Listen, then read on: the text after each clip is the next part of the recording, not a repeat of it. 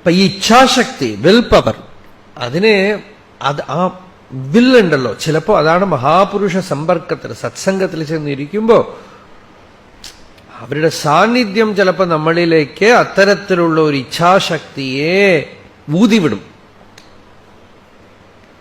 അതാണ് വാക്ക്. ആയുർവേദത്തിലുണ്ട് ചില മരുന്നൊക്കെ ഇങ്ങനെ ഊതിവിടും. അതുപോലെ ആ ഇച്ഛാശക്തി the will breathe in to you എന്നാണ് പറയണെങ്കിൽ. പ്രബലമായ ആ ഇച്ഛാശക്തി തന്നെയാണ് ഈ കുണ്ടലിനി എന്നും പ്രാണൻ എന്നും ഒക്കെ പറയണത്. അദ്ഭുതമായ ഒരു വിൽ പവർ യോഗികളില് ഇറ്റ് മാനിഫെസ്റ്റ്, ആവിർഭവിക്കും. അത്തരത്തിലുള്ള വിൽ പവർ നമ്മൾക്ക് മോക്ഷമാർഗത്തിന്റെ കവാടം തുറന്നു തരും. അതിനെ തണുപ്പിക്കുന്നതാണ് ഈ ആസുരശക്തി. അതെന്ത് ചെയ്യും? എന്തെങ്കിലുമൊക്കെ നമുക്ക് സന്മാർഗം ഉണ്ടെങ്കിൽ അതൊക്കെ ഡള്ളാക്കും. അതിനെയൊക്കെ ഡള്ളാക്കി ഇൻസെൻസിറ്റീവാക്കി നമ്മളെ ചലിക്കാൻ സമ്മതിക്കാത്ത വിധത്തിൽ തണുപ്പിച്ചു കളയും. അത്തരത്തിലുള്ള ശക്തികള്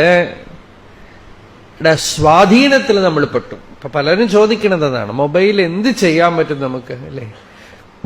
ഒരു ഫ്ലൈറ്റിൽ പോകണമെങ്കിൽ അത് വേണം, ഒരു ട്രെയിനിൽ പോകണമെങ്കിൽ അത് വേണം, ഒരു ഗ്യാസ് കണക്ഷൻ വേണമെങ്കിൽ അത് വേണം. കുറച്ചു വർഷം മുമ്പ് നമ്മൾ ഫ്രീ ആയിട്ട് പറഞ്ഞുകൊണ്ടിരുന്നു ഇതിനെക്കുറിച്ചൊക്കെ. ഇപ്പൊ ഒന്നും പറയാൻ പറ്റില്ല. കാരണം എന്താ? അത് പടർന്ന് പിടിച്ച് അതിന്റെ സാമ്രാജ്യത്തിന്റെ ചുവട്ടിൽ നമ്മൾ വന്നിരിക്കുന്നു. ഇങ്ങനെ വരുമ്പോ എന്താ കാര്യം?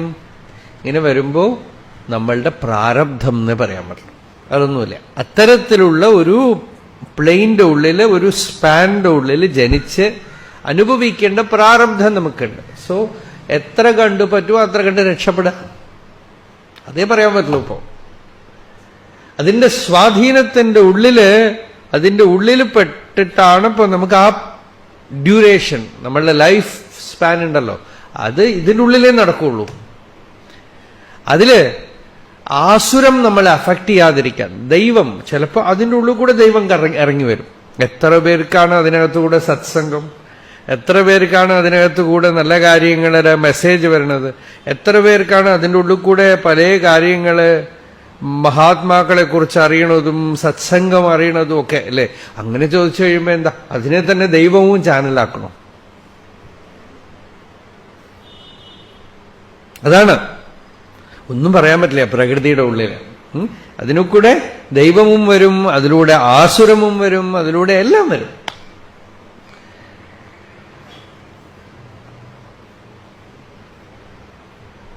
പക്ഷെ ജാഗ്രതയായ ഒരു സാധകൻ എങ്ങനെ വേണം, എങ്ങനെയാവുമ്പോ ഇതിനെയൊക്കെ ഉപയോഗിച്ച്, ഇതിനൊക്കെ മൂലകാരണം എന്താന്ന് വെച്ചാൽ മുമുക്ഷുത്വമാണ്. എനിക്ക് എങ്ങനെയെങ്കിലുമൊക്കെ ശാന്തി വേണം. ചിന്തിച്ചാൽ ബുദ്ധനെ പോലെ രാജാവിന്റെ മകനായിട്ട് ജനിച്ചാൽ രക്ഷപ്പെടാം. ആ മുമുക്ഷുത്വം ഇല്ലെങ്കിൽ പല സന്യാസ ആശ്രമങ്ങളിലുള്ള സന്യാസികളെ ചെന്ന് കണ്ടാൽ നമുക്ക് തോന്നും ഇവരെന്തിനാ സന്യാസം എടുത്തിരിക്കണത് എന്ന് തോന്നും. നാട്ടിലല്ല, ഹിമാലയത്തിൽ പോയി ഇരുന്നിട്ട് വ്യവഹാര കോലാഹലം. എനിക്കറിയാം, ഒന്നും വെറുതെ തമാശയ്ക്ക് പറയണതല്ല, നമുക്ക് ആശ്ചര്യം തോന്നും. എന്താന്ന് വെച്ചാൽ തപോവനസ്വാമികൾ പല സ്ഥലത്തും ഹിമഗിരി വിഹാരം, തപോവന ജീവിതം, അതിലൊക്കെ പറയുന്നുണ്ട്.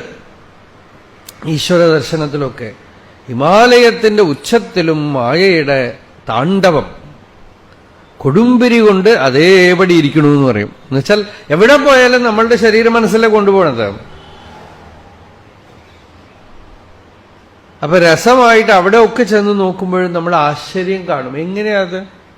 ചിലപ്പോൾ നാട്ടിൻപുറത്ത് സിറ്റിയുടെ ഉള്ളില് മഹാത്മാക്കളുണ്ടാവും, സാധുക്കളുണ്ടാവും, വിരക്തന്മാരുണ്ടാവും, ഒരാഗ്രഹമില്ലാത്തവരുണ്ടാവും.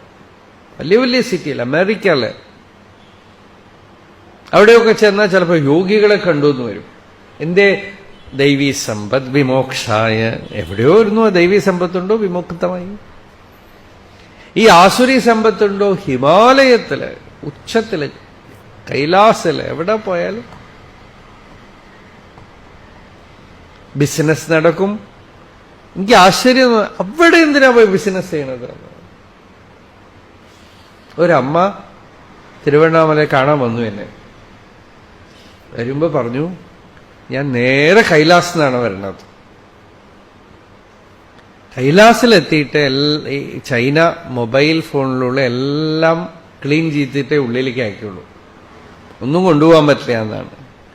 ഇവര് പറഞ്ഞു, അവിടെ ചെന്നിട്ട് എനിക്ക് ഒരു സ്തോത്രവും അറിയില്ല, ശ്ലോകവും അറിയില്ല, എവിടെയെങ്കിലുമൊക്കെ നെറ്റ് കിട്ടുമോ നോക്കി, ഒരിടത്തും കിട്ടിയില്ല. അവസാനം നോക്കുമ്പോൾ ഒരു ഹോട്ടൽ ഉണ്ടായിരുന്നു, അതിൻ്റെ അടുത്തുനിന്ന് നെറ്റ് കിട്ടി. ഇപ്പം നിങ്ങളുടെ സത്സംഗം കിട്ടി. അവിടുന്നാണ് ആദ്യമായിട്ട് ഞാൻ ആ സത്സംഗം കൈലാസിൽ വെച്ചാണ് കേൾക്കണത് എന്ന്. നേരെ അവിടുന്ന് തിരുവണ്ണാമലയ്ക്ക് വന്നു. അപ്പൊ അതിൽ പറഞ്ഞ കാര്യങ്ങളൊക്കെ എനിക്ക് വലിയ സന്തോഷം, നല്ല ഭക്തിയാണ്. പക്ഷേ അവിടെ പോയി ഹോട്ടൽ വെച്ചിരിക്കുന്ന ആളെക്കുറിച്ചും ഞാൻ ആലോചിച്ചു. അവിടെ എന്തിനാ പോയിട്ട് ഹോട്ടൽ വെച്ചിരിക്കണത്? അവിടെ അപ്പോ ഇവർക്ക് ഉപകാരമായി, that is a different thing. ഇവർക്ക് ഉപകാരമായി, ഇവർക്ക് ഭഗവത് പ്രാപ്തിയായി, സത്സംഗമായി, വലിയ ഭക്തി. കാരണം അതും അവർക്ക് കൈലാസിൽ വെച്ച് അങ്ങനെ കൈലാസം കണ്ടുകൊണ്ടിരിക്കുമ്പോൾ ഇത് കിട്ടിയെന്നൊക്കെ സന്തോഷം, ഒരു ത്രില്ലോടെയാണ് വന്നത്. വേറൊരു വശത്ത് ഞാൻ ആലോചിച്ചു, അവിടെ അയാൾക്ക് ബിസിനസ് മാത്രമായിരിക്കുമല്ലോ, അതെങ്ങനെയാ സാധിക്കണത്, ഇങ്ങനെയൊക്കെ അവിടെ പോയിട്ട് എന്നൊക്കെ തോന്നി ചുമ്മാ. എന്നുവെച്ചാൽ അപ്പോ എവിടെ ചെല്ലുമ്പോഴും ഇത്തരം കാര്യങ്ങൾ നമ്മൾ അതുകൊണ്ട് വൈകുണ്ഠത്തിൽ പോയി കൈലാസത്തിൽ പോയി ഒന്നും രക്ഷപ്പെടാൻ പറ്റില്ല.